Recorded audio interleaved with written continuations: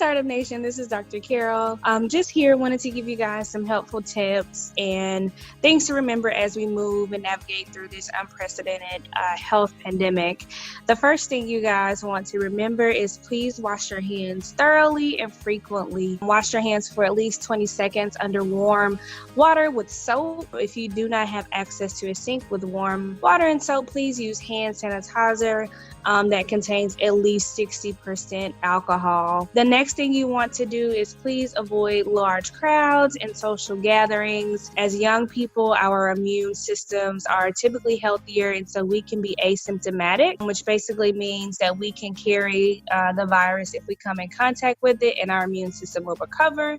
But we also pose the risk of spreading it to those who are immunocompromised or who have chronic health conditions and our older people. So please avoid large crowds if you can. The next thing I would say is use respiratory hygiene. If you have to sneeze, if you have to cough, please cover your mouth in your sleeve, not with your hands. Please avoid touching your hands and face after you've done this as well. And please, again, wash your hands. And lastly, if you feel sick, if you have any of these symptoms, which is high fever, initially a dry cough or fatigue, please seek medical help early. If you've been exposed to someone who might have had the virus or been in contact, please stay at home to avoid spreading the virus to anyone else. Again, this is something serious, so we don't want to take it lightly. But those are just some helpful tips and reminders for you guys as we navigate through this pandemic. I hope you guys have a great day and stay safe.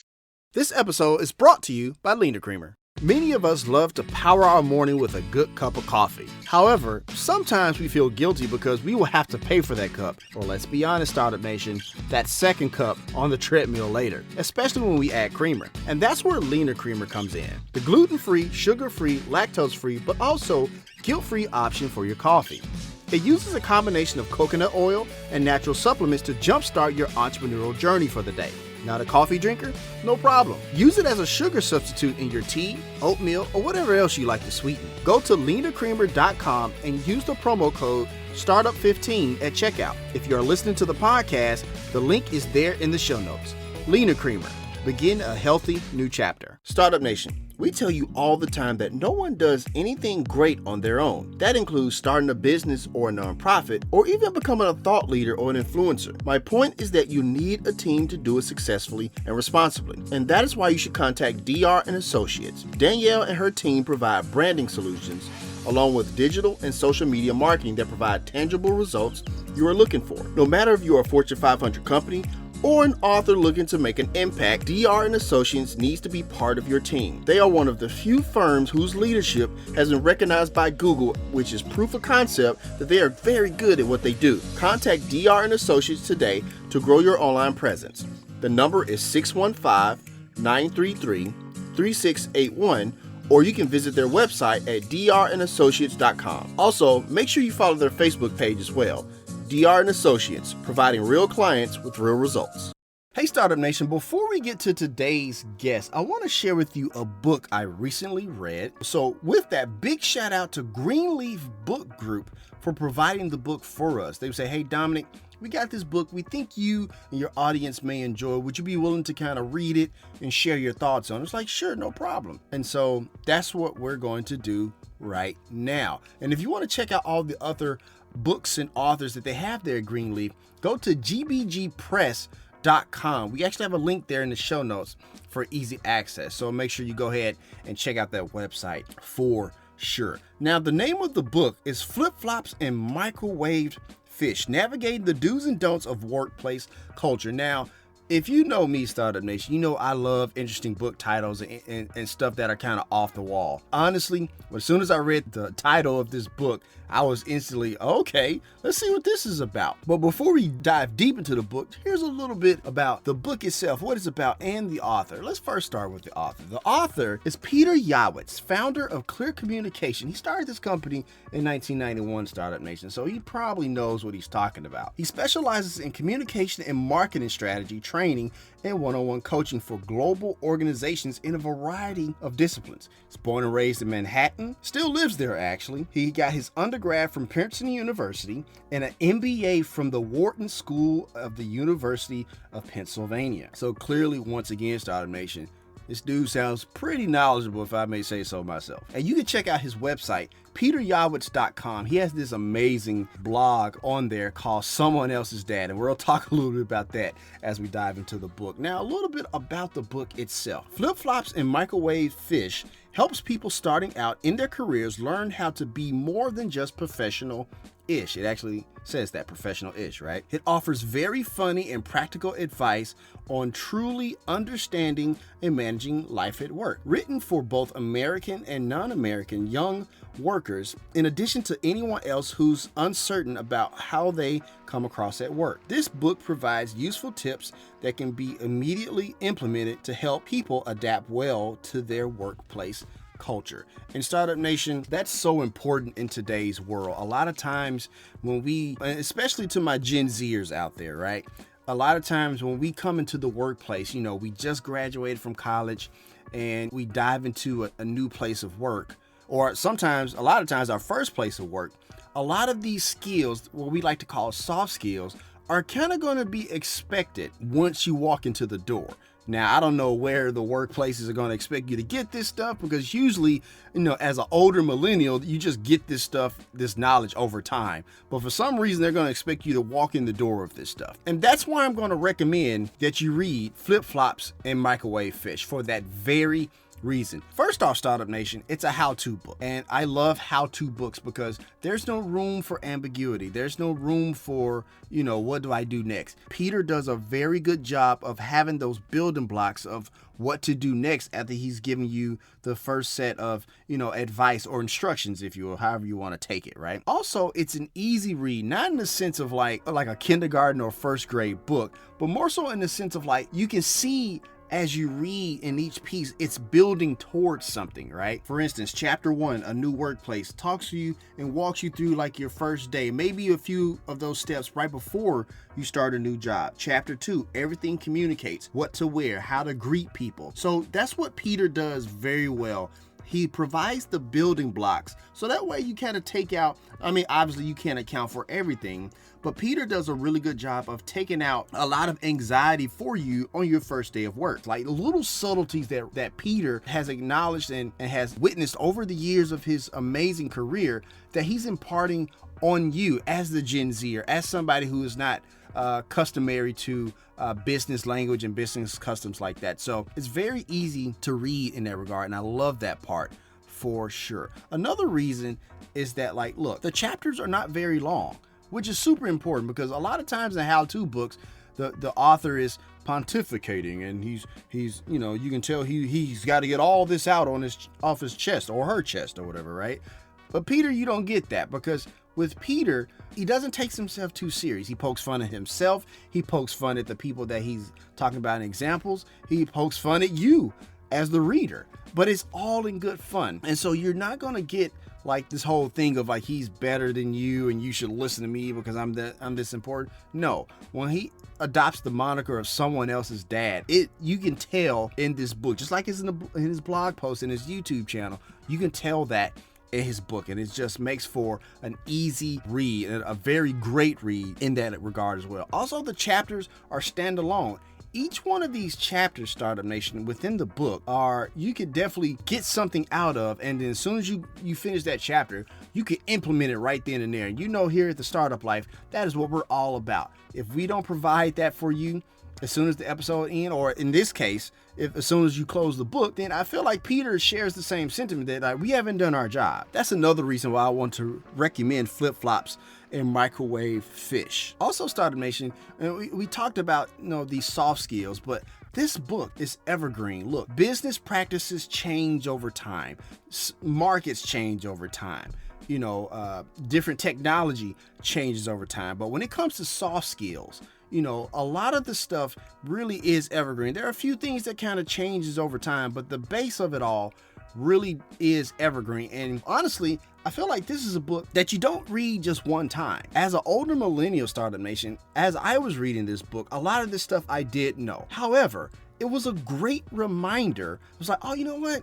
I did kind of slack off on that a little bit when I had that business meeting last time. You know what? when I sent that email, I did kind of like flub a few words every here and there that could have, made myself sound a little bit different, or at least how I wanted to come across. So even for me, as a person who's been in corporate America for a while, as a person who's been as an entrepreneur for a while, it forced me to self-reflect. And that's why I definitely recommend this book, Startup Nation. It's for the Gen Zer who's entering the workplace. It's for the older millennial like myself. It's even for the baby boomer. And Startup Nation, I have to say that my chapter MVP of Flip Flops and Microwave Fish is chapter 6. Chapter 6, meetings, conference calls, and presentations. Because look, a lot of times, Startup Nation, and you may not know this or not, but one of the biggest fears that people have, and honestly, is some people fear more than death, is public speaking, right? And so when you're talking about conference calls and you're talking about sales presentations, right?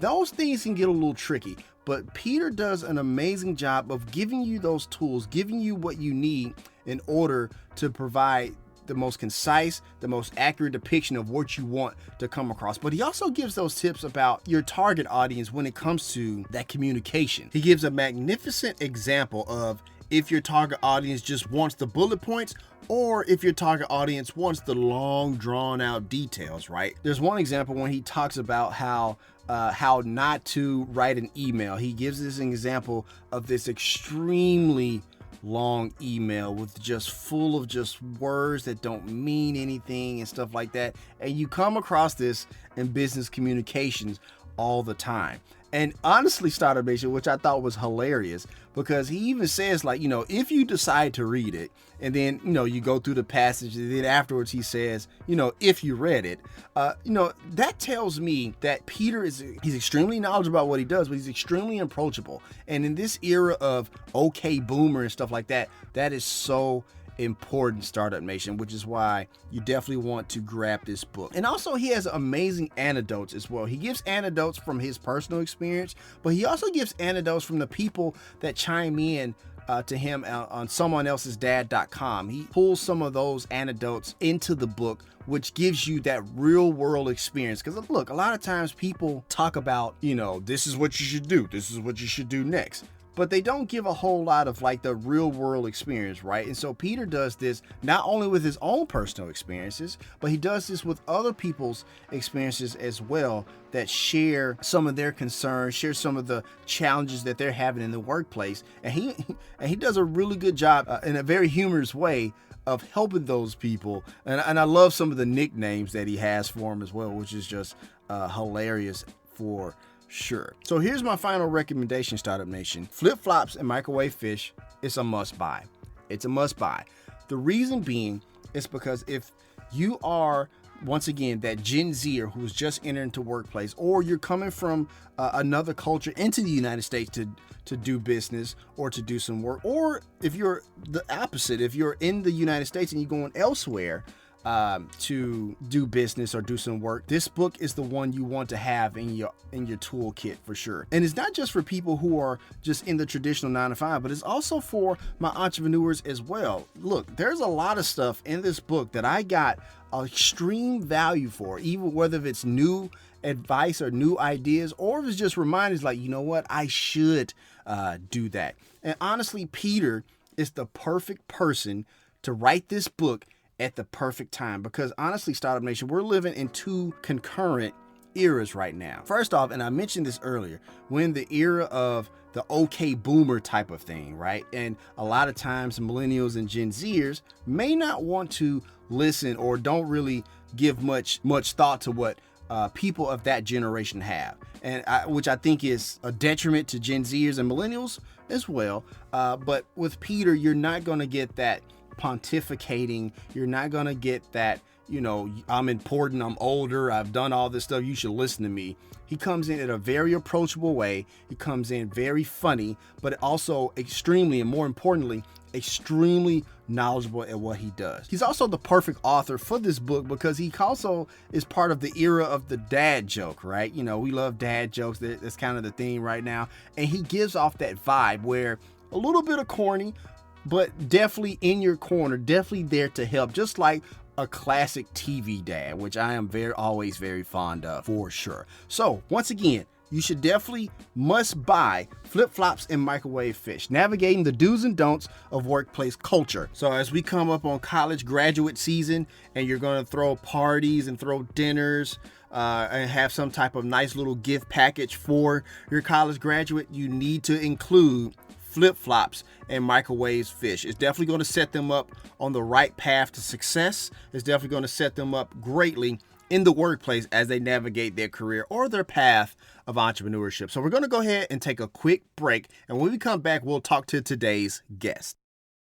Startup Nation, do you have friends and loved ones that you want to do something nice for, but maybe they live in the next city, the next state, or even halfway around the world? Well, I have a solution for you. Koya is the new and best way to let your friends and family know you're thinking of them. Choose a friend, record a message, and hide it in a location that they are likely to visit, and give them a clue. When they arrive, your message will instantly appear. You can even send them a gift. Best of all, the app is completely free. Get Koya.com to download it now. That's KETKOYA.com. Or check the link in the show notes. Koya, show you care when you can't be there. Tresta powers this episode of The Startup Life. Okay, Startup Nation, I want to talk to you about our sponsor, Tresta. Tresta is an app for iPhone and Android that lets you do business calling and texting from anywhere. I know so many entrepreneurs that are still using their personal phone number for business calls. It can get complicated drawing the line between your personal and professional life. Startup Nation, this is the best business phone app out there. Whether you just need a business phone number or if your team is ready for a complete business phone system, Tresta is totally flexible and can grow with your business.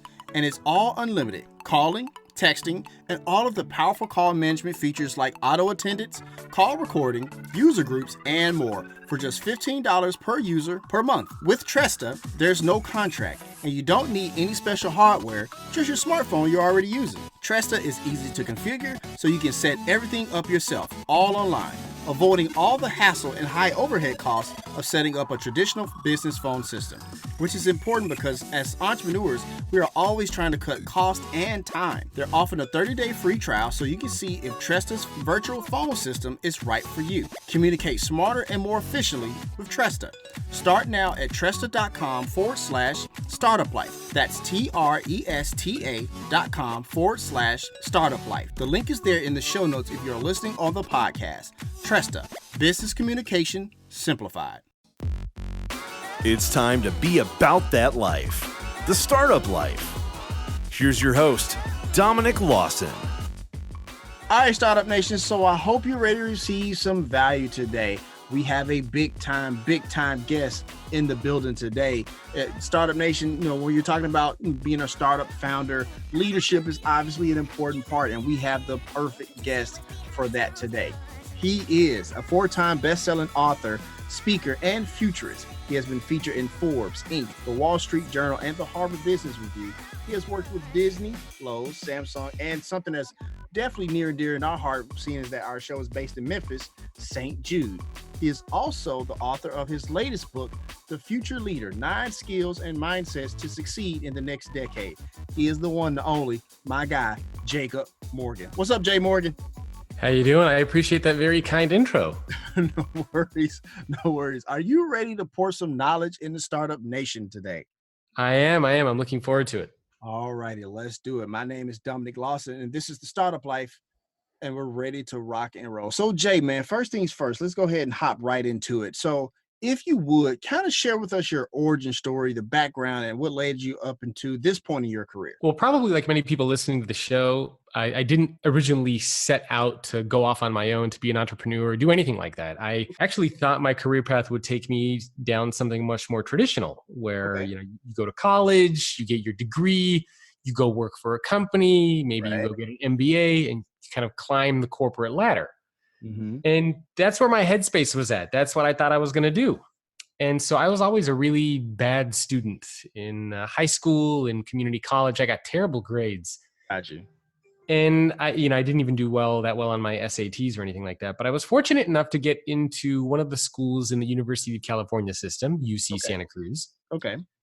So as you can imagine, I got very excited that I got in there. And I thought, this is it. This is my last opportunity. If I don't do well in college, I'm never going to get a job. Gotcha. So I really buckled down. I did well. I double majored in economics and psychology. I graduated with honors. And I was like, all right, I'm ready to join the corporate world. I was super excited, super pumped up.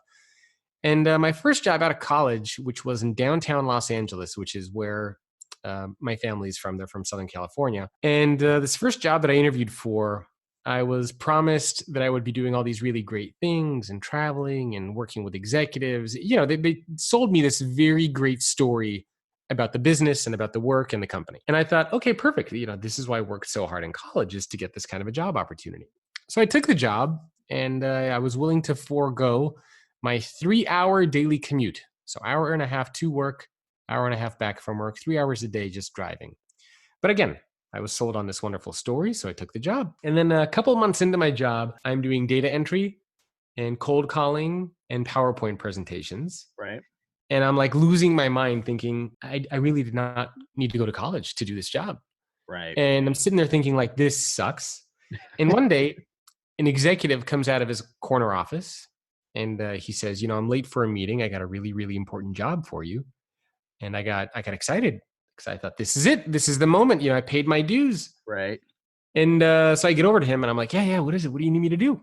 He's like, I'm late for a meeting. I need you to go run to Starbucks and get me a cup of coffee. Wow. And get yourself a latte as well. Oh, and so that was one of the last full-time corporate jobs I ever had working for anybody else. And funny enough, a couple of weeks ago, I saw this guy at an airport. Wow. Okay.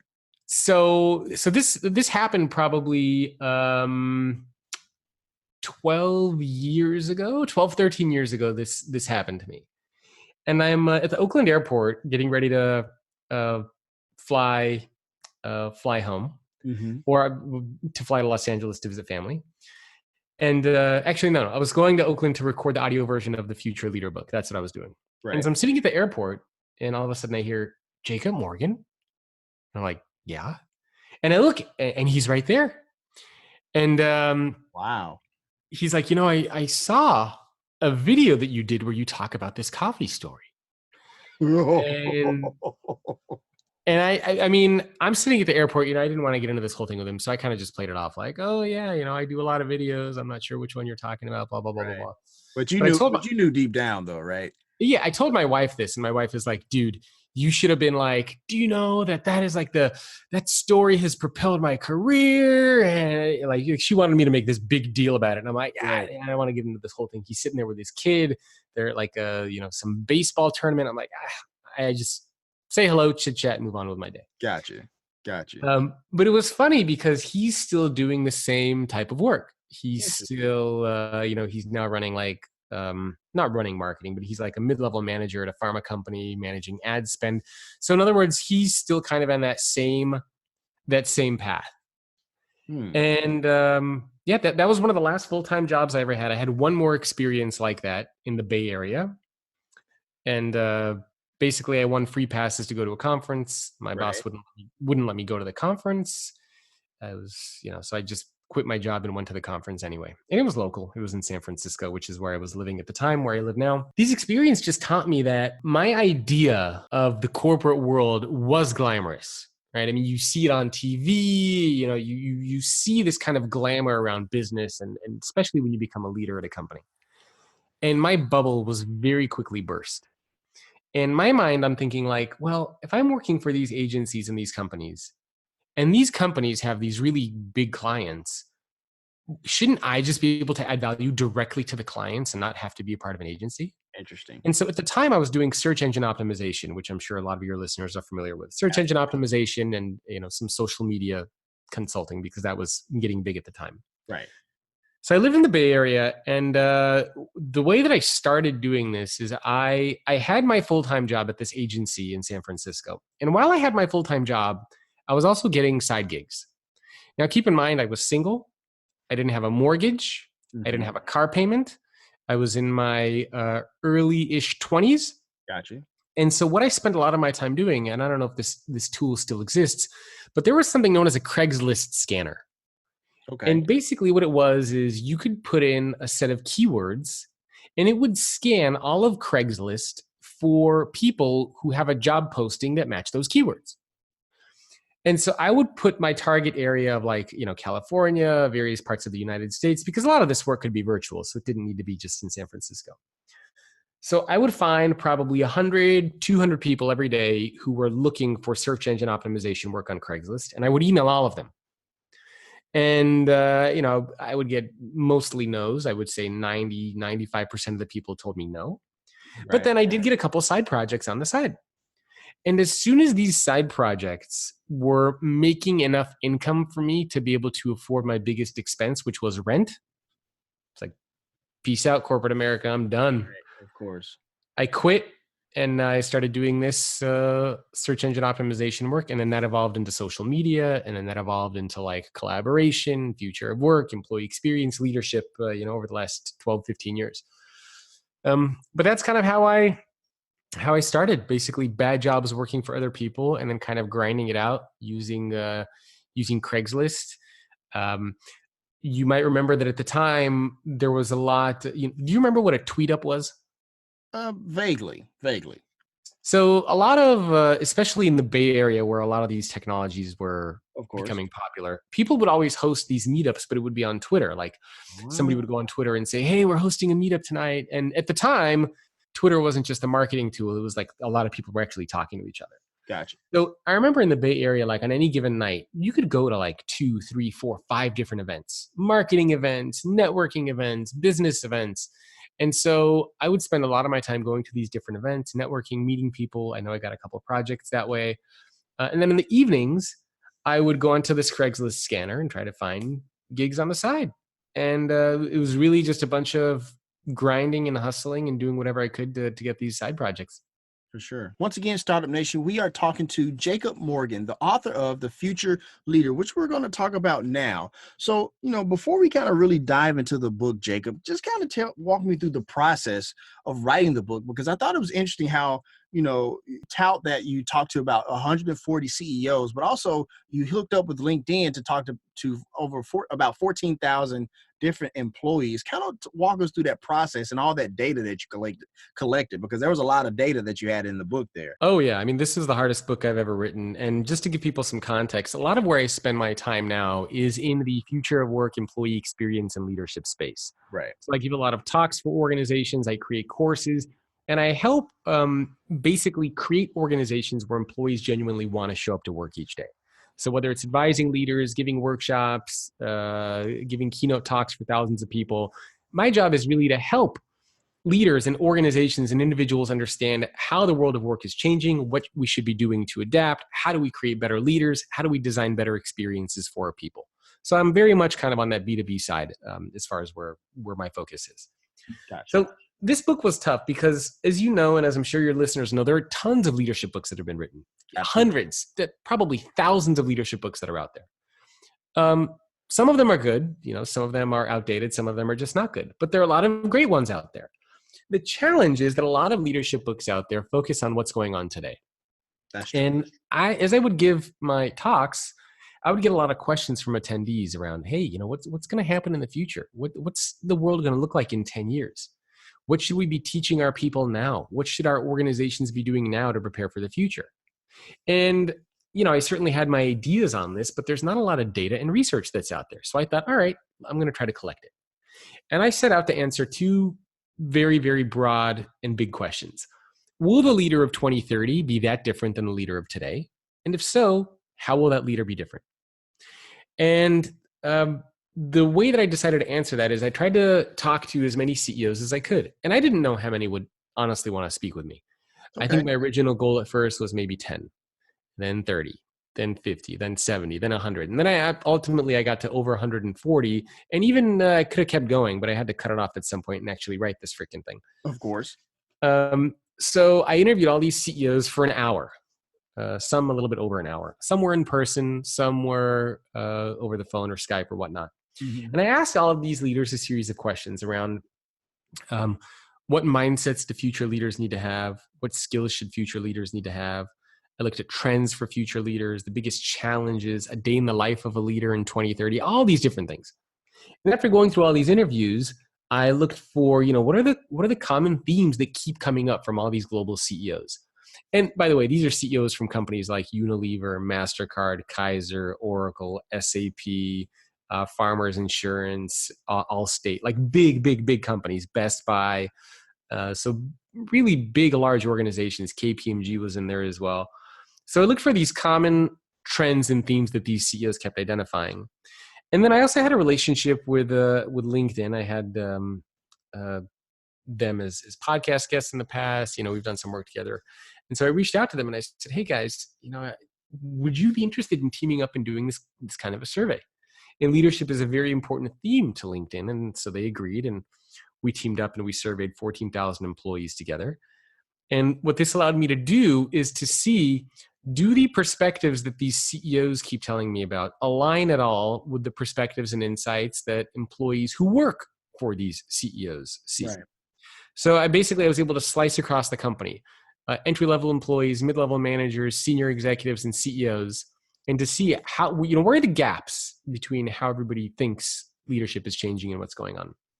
So I published that in the book, The Future Leader, which, by the way, if anyone is interested, the URL for it is getfutureleaderbook.com for whoever is interested in learning more. Absolutely. And actually, a lot of in the show notes, Startup Nation, if you're listening on the podcast, go ahead, Jake. I just want to get that in there. Go ahead.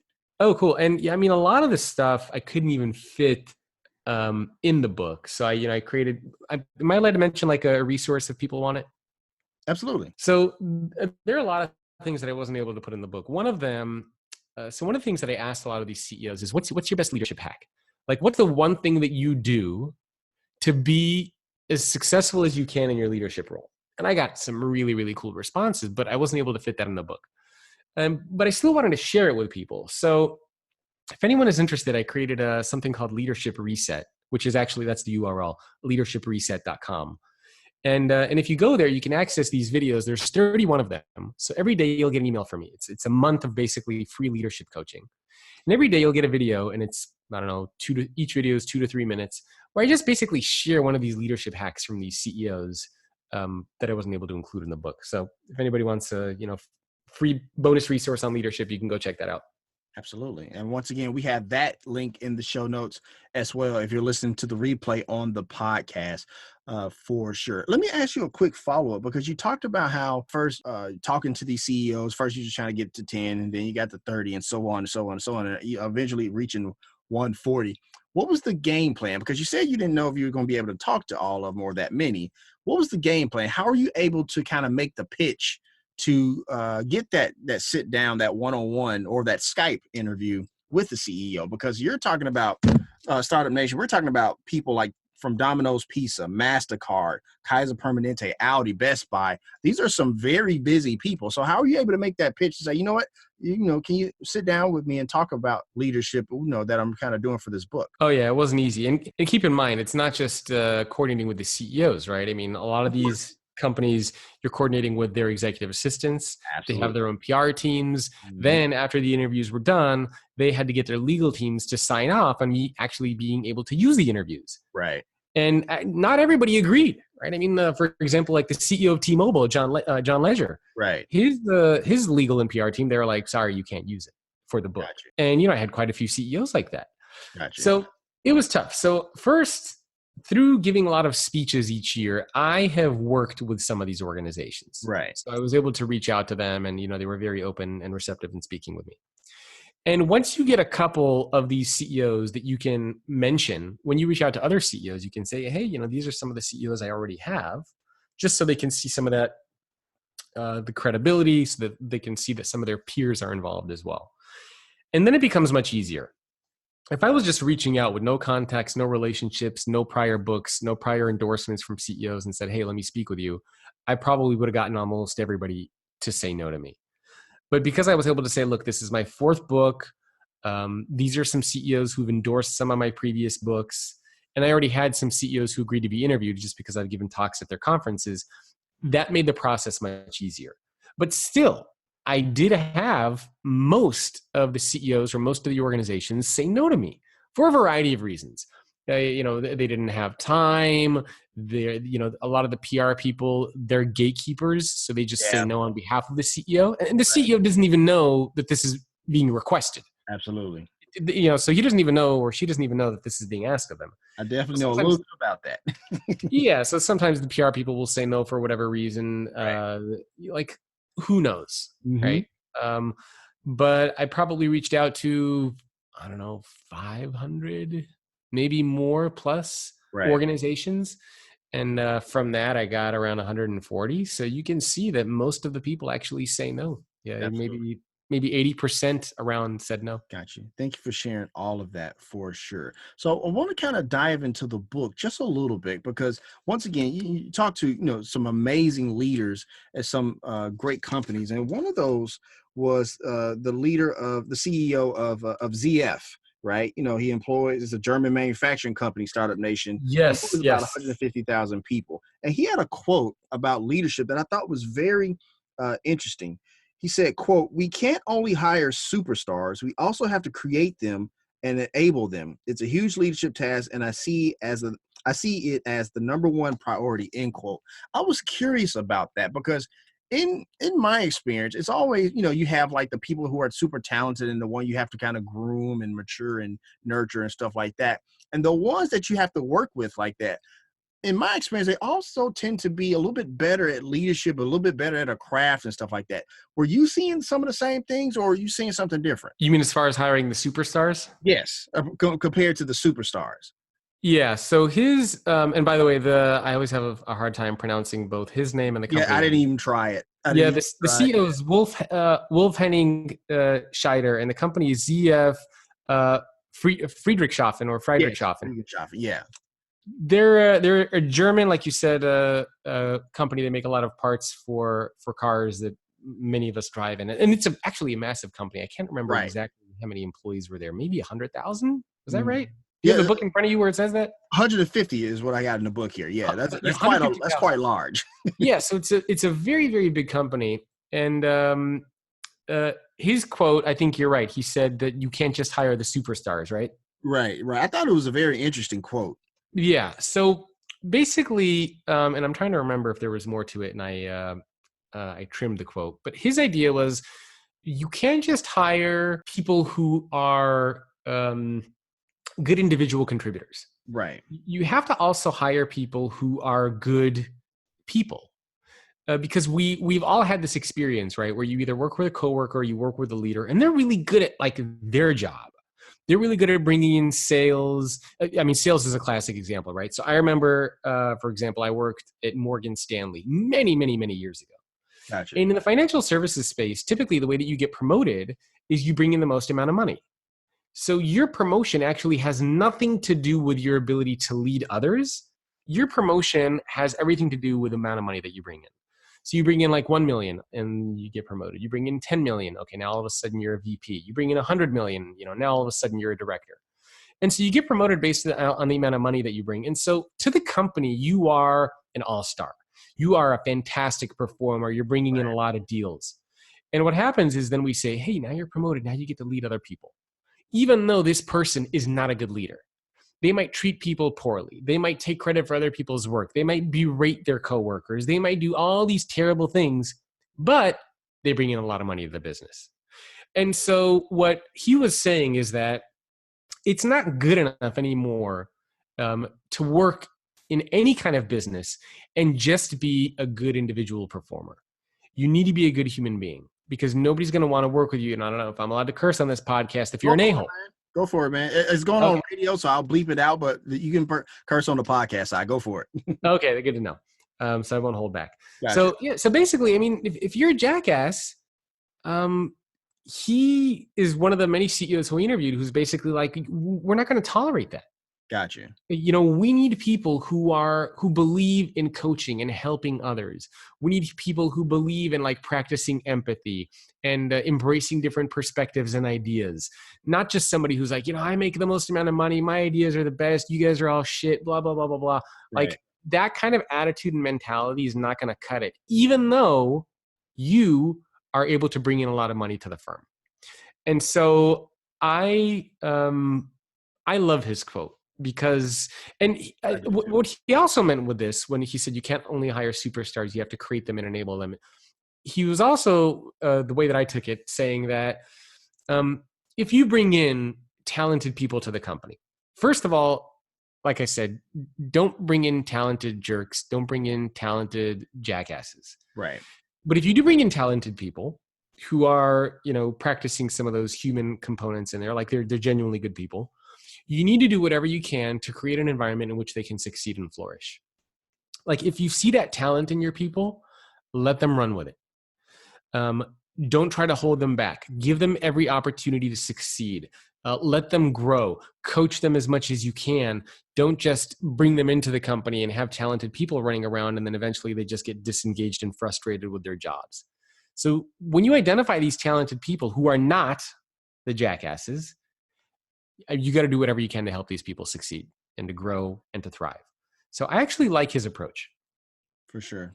I actually appreciate that approach as well, because it's not always about, like you said, the superstar or the high productive person in the organization. Is all about, making sure that there's a sense of decency in the organization. I think that's also super important as well. You talk about that in the book, and one of the skill sets about the Yoda, being the Yoda in a type of leader in a corporation and stuff like that. So I appreciate all of that. Emotional intelligence is what you talked about.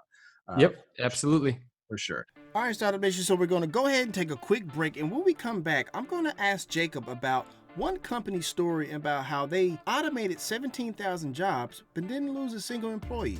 My name is Dominic Lawson, and this is The Startup Life. Oralex powers this episode of The Startup Life. Startup Nation, as a podcaster, radio host, and business owner, I know a thing or two about the need for your message to come through clearly to your target audience. The last thing you want when trying to close a big deal over the phone or giving a sales presentation in your conference room is to have the person you are talking to be distracted by either the fact that you sound like you're in a warehouse or an outside noise like a fire truck. Trust me, Startup Nation, I know this all too well from experience. And that is why Oralex has your back. Oralex Acoustics creates professionally tested products that you can trust in a commercial space or at home. Better office acoustics improves intelligibility when video conferencing or generic conversation, reduces stress, and helps build a proactive work atmosphere. From a home studio for my content creators to your office space downtown, your gear performs better in an acoustically treated room. Trust me, you are in good hands with Oralex, as they are the #1 brand in acoustics, providing trusted solutions for over 40 years. Also, you can download the Oralex Acoustic Treatment mobile app in the Apple or Google Play Store to give you specifically designed and instantaneous recommendations for various room types. Go to Oralex.com and use the promo code STARTUP in all caps for 10% off your entire order. The link is there in the show notes if you are listening to the replay on the podcast. So if you are ready to stop sounding like you're having a sales meeting in a sports arena, go with Oralex. Professional audio made simple. Startup Nation, we tell you all the time that no one does anything great on their own. That includes starting a business or a nonprofit, or even becoming a thought leader or an influencer. My point is that you need a team to do it successfully and responsibly. And that is why you should contact DR & Associates. Danielle and her team provide branding solutions, along with digital and social media marketing that provide tangible results you are looking for. No matter if you are a Fortune 500 company or an author looking to make an impact, DR & Associates needs to be part of your team. They are one of the few firms whose leadership has been recognized by Google, which is proof of concept that they are very good at what they do. Contact DR & Associates today to grow your online presence. The number is 615-933-3681, or you can visit their website at drandassociates.com. Also, make sure you follow their Facebook page as well. DR & Associates, providing real clients with real results. All right, Startup Nation, so welcome back to The Startup Life as we continue our conversation with Jacob Morgan, the author of The Future Leader.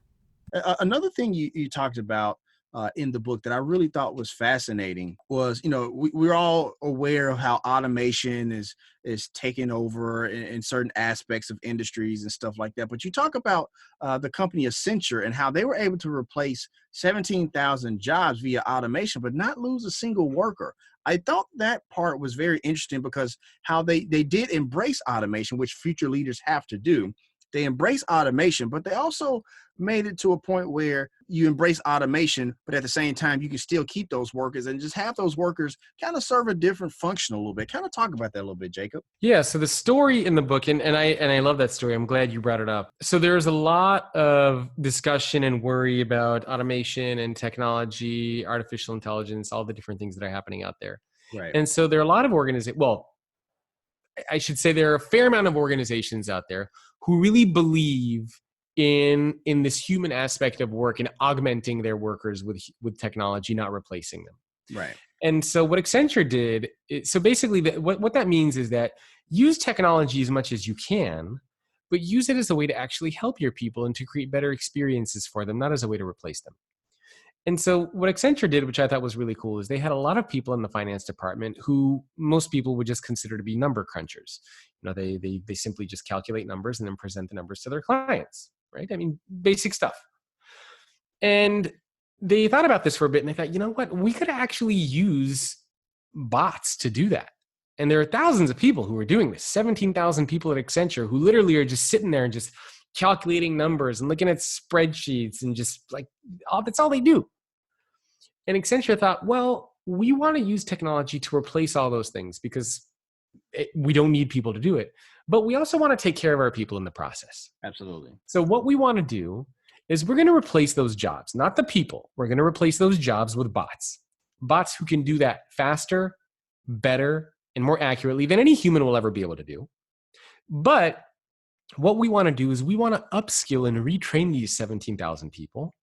And we want to help them unlock what really makes them human. We want them to become more like the strategic advisors for our clients. So don't just calculate the numbers, but actually help our clients understand what these numbers mean. What strategy should they take as a result of these numbers? Help them really understand, tell stories around these numbers, make these things come to life. And that's much more of a human skill, Absolutely. right? Being creative, telling stories, building relationships, having that human connection, helping people understand what these things mean. And interestingly enough, I think we're starting to see more and more organizations go down that path. Of we're not going to use technology to just kick people out of the company. We're going to use technology to help them unlock the things that make them human. Communication, listening, empathy, self-awareness, right? These really good human skills, leadership, to help them become better at their jobs. And I really loved that example from Accenture. For sure. The reason I love that story, and Startup Nation can remember, because a few weeks ago we had on Rashad Tabakawala. He talked about his book as well. And one of the things he talked about is, the difference between data and the story. Like the data is the number crunching that you were talking about that the bots or the automation can kind of fulfill. But Accenture kind of provides the story of not just the data, but what that data means. And that, I think that has more meaning to the customer, to the client. So that's why I know for me in Startup Nation that I definitely love the Accenture story for sure. Yep. For sure. Totally agree. Absolutely. Thank you for sharing that. Once again, we're talking to Jacob Morgan, the four-time best-selling author and futurist here on The Startup Life. Another story, and we kind of wrap up talking about the book a little bit, is that a lot of times as leaders, it goes a little bit beyond the four walls of the brick and mortar building that you work in 9 to 5 and stuff like that. You have this story towards the end of the book that I just was just like, oh my goodness, like that is like leadership personified right there, where you talk about the CEO of a company who was getting ready to go under surgery for like a brain tumor or something like that. Kind of share with us that story and why, you thought it was so important to make that impactful story in the book. Oh yeah, that's one of my favorite stories from the book. And I, whenever I share this story in front of audiences, like I always get goosebumps just because it's like that good of a leadership story. I got good goosebumps reading it. Oh yeah, I love it. So she's Cheryl Palmer is the CEO of a company called Taylor Morrison. They're a home building company. They have around 2,500 people, 2,500 employees. When we were talking, I asked her, I said, what most shaped your approach to leadership, like how you are as a leader? And she thought about that for a minute and she's like, well, a few years ago, I had to do something that was really, really difficult for me. And she proceeded to tell this story about how she had a brain tumor. And what she needed to do is she needed to write letters to her team and to her family and to her friends Right. But specifically to her team, to her company, her 2,500 employees, she had to write them 2 letters. And the first letter that she wrote was basically like, I'll see you in 6 weeks. And the second letter she wrote was, make me proud and carry on our legacy. Right. And the make me proud and carry on our legacy letter is the one that she wanted her team to receive if her surgery didn't go well. Right. Right. I mean, if, Of course. she passed away or who knows what happened. Right. And then she wanted her team to receive that letter.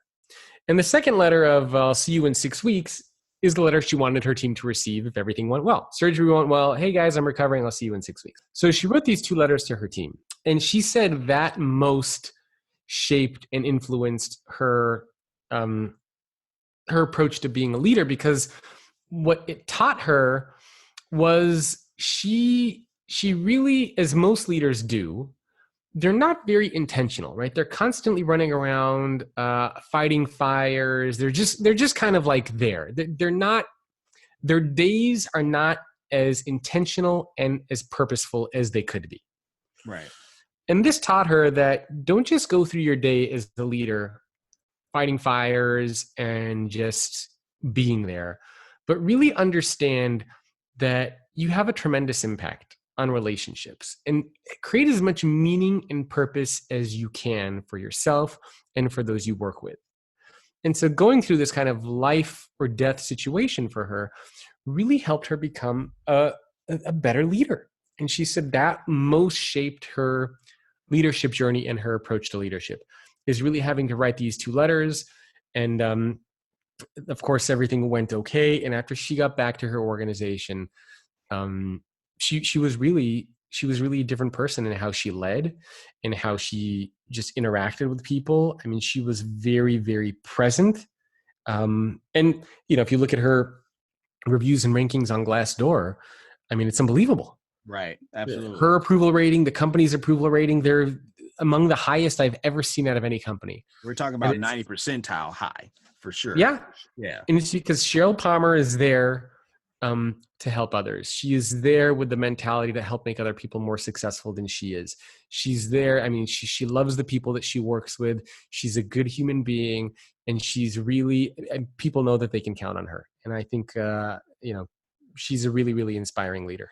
I hear that. And I think that there's an important piece there you talked about as far as like she really makes it a point to make leaders better than she is and stuff like that, and make leaders better just in general for sure. So Hey Startup Nation, due to time constraints, we had to cut our conversation short because I don't want to get in trouble with the station man. So if you want to hear an additional 25 minutes of content with our conversation with Jacob Morgan, go over to your favorite podcast platform and you can hear an additional 25 minutes of content of our conversation with Jacob Morgan.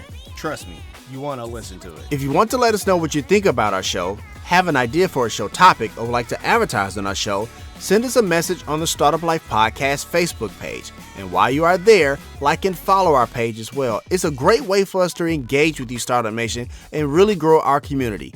The link is there in the show notes. Subscribe to the show as it can be heard on Apple Podcasts, Google Play, Stitcher Radio, Spotify, or even on your Facebook timeline or any other platform you like to get your podcast. If you are listening on Apple Podcasts and you find our content valuable, please give us a 5-star rating, as it will help us climb the charts and help more people find our show. You can also listen to the show on the Startup Life Podcast new website. There you will find the all-new startup blog where I write on many topics that are interesting and helpful to you on your path to entrepreneurship.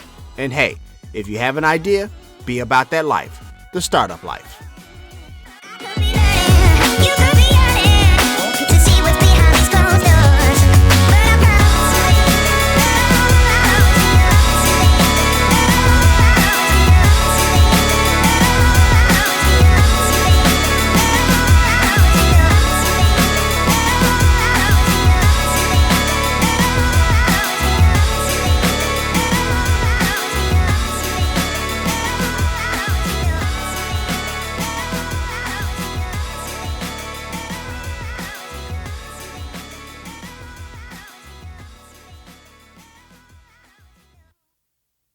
Welcome to the podcast side, Startup Nation, and as promised, that additional 25 minutes of content with Jacob Morgan starts right now. It's always amazing to me when I talk to entrepreneurs when they have this moment or a couple of moments where, and you was talking about this earlier, where you were, in the corporate job, 9 to 5, and then you had these moments where it was like, I don't need to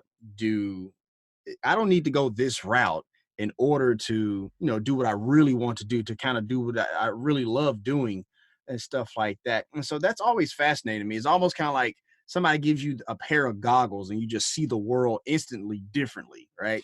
Which Yeah, but it's also interesting because it wasn't that I love doing these things. So I know that there is a lot of like a lot of people always say follow your passion when it comes to career. Right. And I don't actually think that's very good advice. Okay. Because as we know, there are a lot of passionate actors. There are a lot of passionate singers. There are a lot of passionate people in any given field who can't really make that into a business. I mean, you go to downtown Los Angeles, for example, and there are tons of people in there who are like, oh, I'm super passionate about acting, but they can't make money as an actor. They're serving tables. There are a lot of people, as we've seen, who go on shows like America's Got Talent, who are so passionate about singing, but they can't sing. So following your passion when it comes to career advice, I don't think is the best direction. I mean, I'm very passionate about chess. I love to play chess. I'm passionate about racquetball. But I also acknowledge that I'm not going to make a living being a professional chess player or racquetball player. It's just the reality of, So in my situation, and so this is why I say it's not good to just follow your passion, because that makes a couple assumptions, right? I mean, first, it assumes you know what your passion is. That's true. A lot of people don't know what their passion is. I didn't really know what my passion was going to be early on. I wanted to be a lawyer for a while. I thought I was going to be a doctor. I was interested in computer science. I was interested in technology. I thought I wanted to be like a hedge fund manager for a bit. I didn't know what the hell was going on. Gotcha. So a lot of people don't even know what their passion is. Okay. A lot of people have multiple passions, and your passions also change. That they do. And when you tell somebody to follow your passion, it makes it sound like, hey, there's your passion sitting over there, just go chase it. And that's not really how the world works. Now, I don't think that, if you're passionate about something, it doesn't mean you shouldn't pursue it. Of course. I think you can pursue it, but you also need to pursue it with a realistic lens on. Right. So for example, you might be able to pursue it and see if it's able to turn into a business for you. You can still pursue it as a hobby. I still compete in professional chess events, but I do it as a hobby. And I spend, my personal time studying and learning about chess, but it's not what my business is built on. So you can still have your passions. The thing is your passion something that can turn into a sustainable form of income? And for 99% of people in the world, the answer is no. That is true. So what I think is more valuable is to bring whatever passion you have with you to whatever job that it is that you're doing. I mean, look, I was never passionate about speaking. I was never passionate about writing a book. I was never passionate about being an entrepreneur or starting my own business. I was never passionate about doing any of these things. But I was kind of forced into that situation. And then I started to get good at these things. I started writing, I started creating a blog, and people started reading it. And I was like, hey, you know what? This is kind of cool. The first couple of speeches I gave were a disaster. And over time, I started to get a little bit better and better. And I thought, hey, you know what? I'm not that bad at this. And as I started to do these things more often, I started to get better at them. And as I started to get better at them, then I became more passionate doing these things. So passion is a very, very tricky animal, right? It's not, sometimes being good at something allows you to become passionate about it. And I'm just in general a passionate person about different things. And I try to bring that passion with me to whatever it is that I'm doing, whether it's a podcast interview or writing a book or speaking. That to me is a much more sustainable and scalable way to pursue something that you want to do. Okay, so we need to be realistic about our passions and if they can actually turn into a sustainable form of income and a business for us. Gotcha.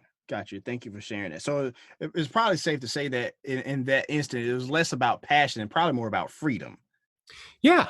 Okay. Like I said, I'm not passionate about search engine optimization, or at least I wasn't, 15 years ago. Of course. Right. I was doing this stuff because I was like, I was fairly good at it. I was getting results at it and it paid the bills. Right. That's why I was doing it. It's, I didn't wake up each morning and you're like, oh God, I'm so excited to optimize title tags and meta descriptions. And I'm so excited to look at code every day. Like, no, Fair enough. absolutely not. So I think it's really important for people, and especially for your listeners, to kind of, and it's funny because you see there are big social media pundits. There are a lot of successful people out there, once they've made it, like great athletes or famous actors. And they always like to say, follow your passion. Right. Right. But a lot of these people ended up in their position out of luck. I mean, you look at how a lot of actors or actresses got to be famous. Mm-hmm. Very few of them did it through like traditional means of like, I'm just going to go to a lot of auditions and do it. A lot of people randomly got discovered. They knew somebody who knew somebody. Like it's very fortuitous for a lot of people in those types of situations. And for every athlete that has ascended and has become great, there are 1,000 athletes who have not been able to make it anywhere near that person's level. So keep that in mind, right? You gotta, when people get on a stage and they have a big platform, they say, oh, this just goes to show that you can do anything if you follow your passion. That's BS. Because if that was something that everybody could do, guess what? Everybody would do it and everybody on planet Earth would be happy. But that's not quite how the world works. Gotcha. So take what these people say with a grain of salt. Right. And probably not take it so literal, maybe. Yeah. I mean, look, I'm all for having a passion. I'm all for making sure that you integrate that passion into your life. Because also reality is important. Yeah. I think a life without having any passions is, completely boring. So have your passions, but just be realistic with yourself on whether or not these passions are going to be your business, and they can be your business, or if these are passions that you just have as a hobby and something that you can do on a regular basis, like chess. Gotcha. Thank you for sharing all of that, for sure. Once again, we are talking to Jacob Morgan, the author of The Future Leader. You can buy that book, Startup Nation, on Amazon, Barnes & Noble, Books A Million, but also get The Future Leader. Is it good to get thefutureleaderbook.com? Get futureleaderbook.com. Yes. Futureleaderbook.com. The link is there in the show notes, Startup Nation, for easy access. And before we kind of talk about your company a little bit, you have a podcast as well, Jacob. Kind of talk about the Future of Work podcast and what people can expect from your show. Yeah, that is true. So I do have a podcast very much focused on the future of work. Mm-hmm. And every week I interview a business leader and to get their perspectives on how the world of work is changing. I mean, we talk about everything from, I've had like deans and CEOs of universities. I've had CEOs of big global companies. I had chief human resource officers, learning officers, best-selling authors like Yuval Harari, who wrote Sapiens. It's really just a mix of different perspectives and ideas around the future of work, what it means for us, what skills we should have, what mindsets we should have, what's coming, what our company's doing, just everything that you need to know to be successful at work and in life is really what the show is about. Absolutely. And that, I think we have a URL for that, futureofworkpodcast.com, I believe is what it is. So futureofworkpodcast.com, and then that'll redirect everybody to the podcast page. For sure. We definitely have a link there in the show notes for easy access for Startup Nation to check that out as well. You know what? I actually want to ask you one last question before we transition from the book, because I have to mention it because, like I said, we're based here in Memphis. So I have to ask this. And so you talked to the CEO of St. Jude, which is very near and dear to us here in Memphis. You toured the facility and talked to the CEO and stuff like that. I want to ask this question really quickly. So with what he does at St. Jude, we're talking about, pediatric, cancer, medical facilities and things of that nature, kind of helping with pediatric cancer and other types of cancer that kids have around the country. So he is a CEO of a company or a hospital in that regard, to where he's impacting people in this way, saving lives and stuff like that. Do you find that CEOs who have a role, who lead companies with that type of impact, a little bit different than the CEO for somebody who's like, say, of like a Best Buy or Audi or something like that? Are they cut from a different cloth, or are they just very similar in what they do as far as like leadership and impact and things of that nature? What are you seeing? I think there are more similarities than there are differences. Okay. But the difference is that when you are the CEO of that kind of an organization, it is easier, I think, when it comes to the purpose and meaning and impact stuff. That makes sense. Because it's very clear that the organization is saving lives. Like, you know what the story is when you work there. Right. I mean, you know what St. Jude Children's Research Hospital is. Even in the name, I mean, you know what it is that you're doing. Right. So from that perspective, now it doesn't mean that it's easy. I think it's Of course easy not. to do. No. Because Right. even if you're in marketing or sales or in HR at an organization like that, I mean, you still need to have that storytelling to understand how the work that you're doing is contributing to the mission of the company. But I think it's a little bit easier just because of the nature of the work. Now, for an organization like Best Buy, it's a little more challenging because you're still impacting people, but it's a little bit harder there to understand how. Like, I mean, we just sell stuff. We just sell TVs and computers and stuff like that. That's not meaningful. There's no purpose there. That's like, it's harder for an employee to get that sense of purpose and meaning. So what that means, and it, by the way, it doesn't mean that it's not there. It is. I mean, you just need to tell stories around it because, think about what computers allow us to do to stay connected to friends and family, TV. We can watch shows that transport us into another world. They can help us, feel better at the end of it. Like, there are lots of stories and visuals that you can tell around why this stuff is important. And so I just think that for organizations like Best Buy, they need to work a little bit harder on that storytelling aspect for their purpose and meaning. Whereas for a nonprofit, for example, or for an organization like St. Jude Children's Research Hospital, they still need to work on it, but it's maybe a little bit easier for them. Got you. Thank you for sharing that. So, Jacob, if you would, man, kind of tell me a little bit about the futureorganization.com, you being the founder of it and stuff like that, how you accumulated the team. Like, I guess take me through the process of, you have this knowledge and that you acquired over time, and they say, you know what, now I want to turn it into like a business, and you have a team of 10. So just kind of talk about that transition from ideation to actually forming the company about what you do, because I imagine it was probably a bit challenging because it's not like you sell cupcakes or hot dogs. You're providing a service and speaking about, things that people need help with. So kind of walk me through that a little bit, if you would. Cupcakes and hot dogs do sound amazing. So, yeah, I mean, the majority of what I do, where the revenue comes from, is speaking, right? Speaking advisory courses. I mean, basically, I am the product. My information is the product, or the ideas are the product. Exactly. And so for the first, 5 years, and maybe even 6 years, I don't even know how long, there was nobody. It was just me. Right. I didn't have a team. And slowly but surely, I started to grow and increase. I think the first person I hired may have been an assistant, then somebody to help with like social media and content. I have video editors now. I have a podcast editor. I have a website person, social media person, a content person. Right. I have people who help me design images and graphics. So there's 10 of us now. Somebody who helps with like ads as well. And it's just one of those things where as the revenue from speaking grows, as the revenue from courses and from some of these other places grows, you can start to bring in more people. And so that's really what I've done. I mean, I've grown relatively slowly, if you think about it. It's kind of like, one person a year almost for the length of how long the business has been around. Understood. And so I haven't grown that quickly. My team is virtual. They're all over the world. I have people in Serbia. I have in the United States. I have a fantastic team of 2 or 3 people actually in the Philippines who are amazing. I have somebody in Macedonia. And like I said, I have several people throughout the United States as well. And a lot of these people I found on Upwork, honestly. Gotcha. Okay. Which is the freelance market. And by the way, there are lots of sites like Upwork. For sure. I've just used Upwork because it's just what I know. It's what I'm familiar with, and I've always been able to find good people on there. I hear that. So yeah, that's what I've done. I mean, I found everybody on Upwork, and my philosophy has always been to hire people.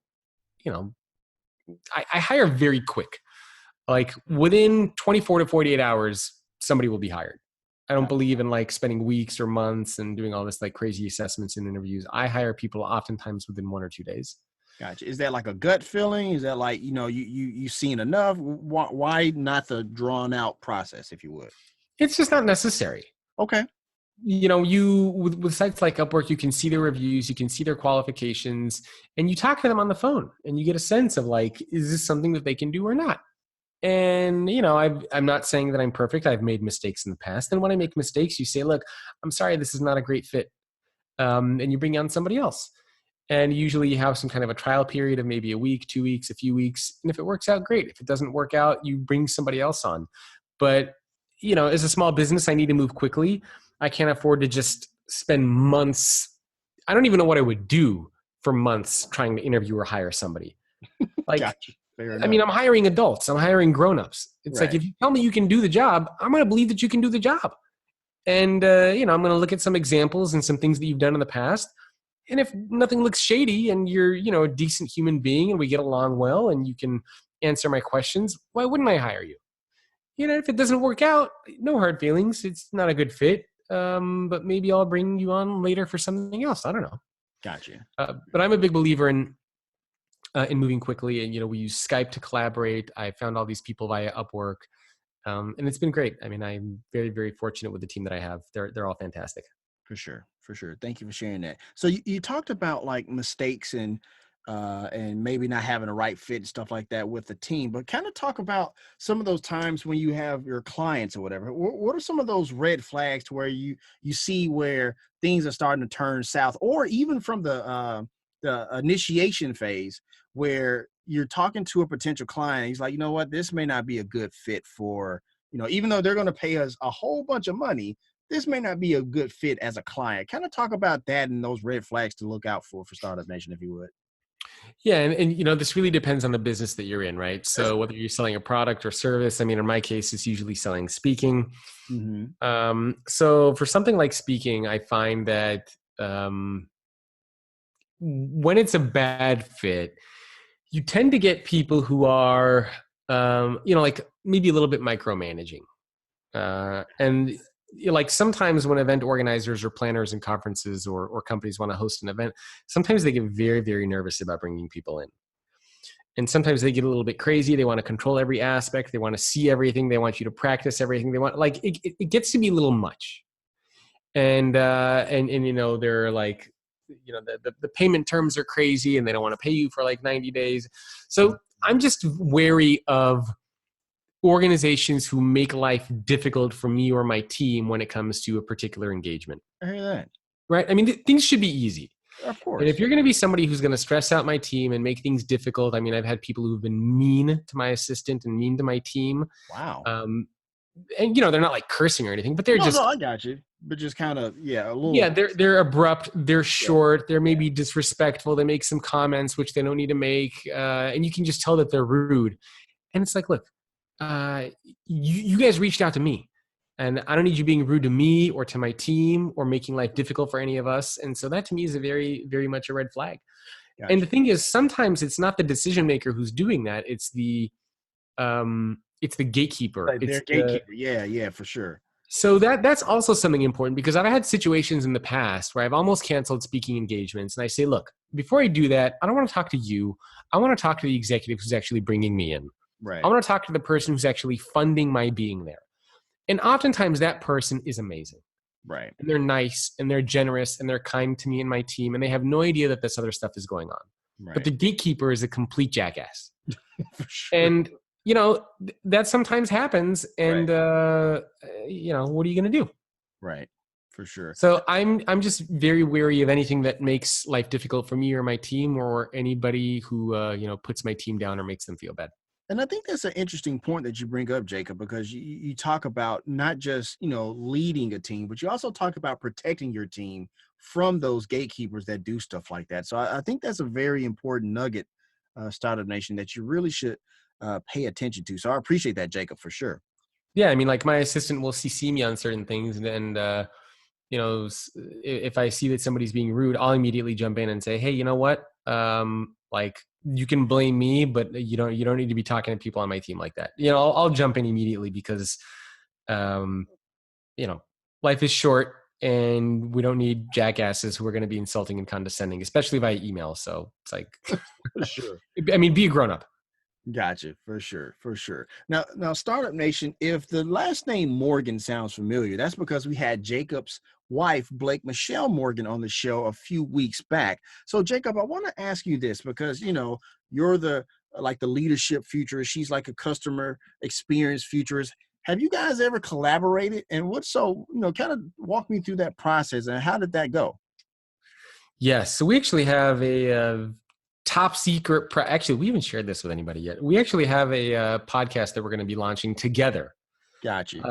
That shares our journeys and what we do and how we built our teams. We're going to be sharing all of this very, very soon in a podcast called the BYOB podcast. And that's going to be our biggest collaboration to date. But aside from that, she's mentioned in my book, I mentioned in her book, we've done some little things. I've been a guest on her show. She's been a guest on my show. And those are interestingly enough, the episodes where everybody says they like the most. So we thought we're going to combine ourselves together, and we're going to do a joint podcast.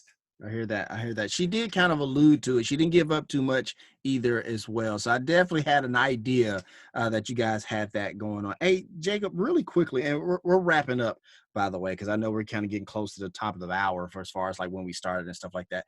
Really quickly, man, I was just got a news alert from CNBC and saying that San Francisco orders residents to stay inside except for essential needs, man. So I want to ask you this, man. How much has the thing with the going on with the health crisis, stuff like that, has that changed how you've done business from time to time, or over the past couple of days? Has anything been kind of impactful in that regard? Kind of share with me a little bit about that. Yeah. So I didn't actually see that update yet. I just saw it on CNBC literally like a few seconds ago. Oh, really? Okay. So I'm going to have to check as soon as we get off the phone. Yeah. I mean, it has been impactful because Blake and I are speakers. And so we had quite a few speaking events get canceled or moved or postponed.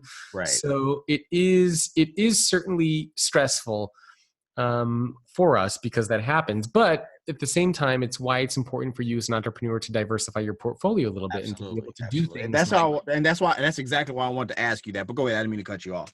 Yeah. So for example, something like courses, right? Something that still is able to generate revenue, right? If you write a book, you get book royalties. So being able to make sure that you still, not only that, but you have money saved up. One of the biggest mistakes that I think I and even my wife made as entrepreneurs is not properly managing our emotions. And what that means is that when you get a lot of money coming in, it's very tempting to say, woohoo, like I've made it. Let's go out. I'm going to get a massage and go to fancy restaurants. And all of a sudden you go through that money that you brought in, right? And you don't have any more coming in. And then you get into panic mode, right? Or you forget that you have to pay quarterly taxes all of a sudden. So you have to manage, those are the highs, right? You get a lot of money coming in and it's very tempting for you to go out and just do something with the money. Right. Don't. Keep it. The flip side of that for managing the highs is managing the lows. Is when things are not going well, it's very tempting for you to be like, oh, I got to quit. This isn't for me. And especially when you're a speaker, the speaker world is very cyclical. For example, during summer, you really don't get hired for many speaking gigs because vacations, people are on break. So if you started becoming a speaker, let's say, and people book a couple of months in advance. Right. So let's say you quit your job and you're like, it's April or May. Like, I'm going to become a speaker. And you realize you don't get anything in May, June, July, August. You're kind of like, holy shit. Like, I can't be a speaker. I should quit. And you're going to quit without realizing that the circuit starts up again in around the September, October period. So whatever business you're in, you need to understand that there are ups and there are downs. And if you go through an up, don't let it really influence how you spend. Don't go crazy. And if you go through a down, don't assume that that's the end of the world and you're going to fail miserably. Just understand that you have a down period. Absolutely. But at the same time, I'm also a big believer in paying attention to kind of, what I call the signs. Like there's a difference between having a cyclical down versus a permanent down. I hear that. And so if you're trying to launch a business and you've been doing it for 8 months or a year, and everybody's telling you it's not going to work, nobody's buying from you, like nobody's transacting from you, you're getting bad feedback, like that's a sign that you need to reevaluate things. So pay attention to the signs that the market is giving you. Pay attention to the signs that are out there. If you are launching an app, if you're a speaker and you start speaking, you get wonderful reviews. That's great. Pay attention to why those reviews are good. How can you build on those? If you get negative feedback, why are you getting negative feedback? Pay attention to the signs that are out there. And if you find that you are getting positive signs, but you're still kind of in that downward cyclical period, that's okay. Because you're still getting the good feedback. People are still consuming your content online. If you've built a personal brand for yourself, people are still interacting with you. They're still buying your books. They're just not hiring you to speak because it's that kind of downturn. Then that's okay. So just be wary of the signs that are out there that will kind of guide you in the right direction and the decisions that you should be making. Absolutely. Absolutely. Great advice, Jacob. I appreciate you sharing that. And before I ask the last question, Jacob, I just want to say thank you so much for coming on the Startup Life. You gave amazing value. You gave, all of us a lot of stuff to kind of really put in our entrepreneurial toolkit, from leadership, but also some of the stuff you were just saying about the permanent down versus the cyclical down. I think that's very important stuff for us to know for sure. And so I'm actually going to turn the microphone over to you, because there's someone in Startup Nation that's feeling either stuck in their business or they're afraid to even start. Kind of give them some words of encouragement. Take us on out for the day, my man. Oh man, you got to start. The best piece of advice, right? You don't need to sit there and do analysis paralysis. You just got to start, because the biggest mistake that you can do is to not do anything. If you are scared, look, and to be honest, you will get into a situation where you're going to have trolls and people who come after. I've had lots of people. I've had people make fake Twitter accounts about me. I've had people messaging my wife, then girlfriend, telling her to break up with me because I was bad for her career. I've had people doing all sorts of like crazy shit. Gotcha. So you have to remember that just like when you go exercise, right? When you go lift weights, you tear down your muscles and your muscles hurt. And the growth comes in when your muscles repair. Right? That's why they always say you work out, you're sore, and when the soreness goes away, your muscles rebuild and you get a little bit stronger, you get a little bit bigger, you notice change. Same thing is true when you step out of your comfort zone. You're going to go through a period of a little bit of tearing down. It's going to be hard. It's going to be tough. It's going to be uncomfortable. It might be a little bit painful. But when you come out on the other end, you're going to be much stronger than you were before. So for me, the biggest lesson is just do it. Whatever it is that you want to do, you just have to start. Whether it's starting small with something like a blog, whether it's wanting to become a speaker and just apply to some places to speak for free, you're never going to know until you actually do it. So the best piece of advice I have is, after you listen to the show, whatever it is that you're thinking, go do it. I hear that. And that's going to wrap up this session of the Startup Life. Thank you so much, Jacob Morgan, for coming on the show. You really gave us some great value. And as always, Startup Nation, if you have an idea,